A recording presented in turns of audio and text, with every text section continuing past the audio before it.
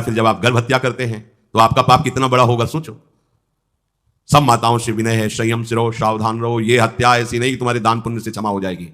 ये जो भ्रूण हत्या है, गर्भ हत्या है, बहुत बड़ा पाप है। आप लोग अज्ञान के कारण इसको ध्यान नहीं देते, इसे खिलवाड़ समझते हो। कितना ज्ञान है। बेटी ही मां है, बेटी ही बहन है, बेटी ही पत्नी बनती है, बेटी ही किसी के जीवन को धारण करने वाली बनती है। और आपने गर्भ में देख लिया बेटी है, तुम स्वयं मां होकर उसका साथ दे रहे हो, उसका नष्ट करने के लिए। हमारी तो बात ही समझ में नहीं आती, क्या बुद्धि भ्रष्ट हो गई। अगर पुरुष का इतना महत्व है तो बेटियां ना हो तो तुम्हारी कौन सी गति होगी सोचो जरा। जीना मुश्किल हो जाएगा तुम्हारा।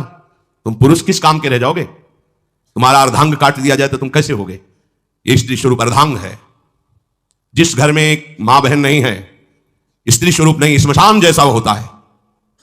ध्यान दीजिए, ये बहुत बड़ी गलती है जो अपनी बेटियों की हत्या करते हैं। ये वो पाप है जो अक्षम्य अपराध है।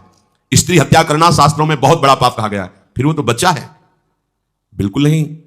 जिनसे हो गया है, श्रीमद् भागवत का सप्ताह मूल संस्कृत से सुनो और भगवान से प्रायश्चित प्रार्थना करो कि हे नाथ, भूल से गलती हो गई, दूसरा कोई उपाय नहीं। ध्यान से समझ लीजिए, तुम्हारे भ्रूण हत्या गर्भ हत्या के पाप को नष्ट करने में एकमात्र श्रीमद् भागवत समर्थ है, दूसरा कोई नहीं। कोई दान पुण्य तीर्थ स्नान तुम्हें क्षमा नहीं कर पाएगा। यह ऐसा महापाप है। अगर हृदय में जलन करके और मूल संस्कृत के द्वारा पूरी 7 दिन में भागवत श्रवण की जाए नियम से, तो भागवत समर्थ है, इस हत्या के पाप से भी आपको मुक्त कर देगी।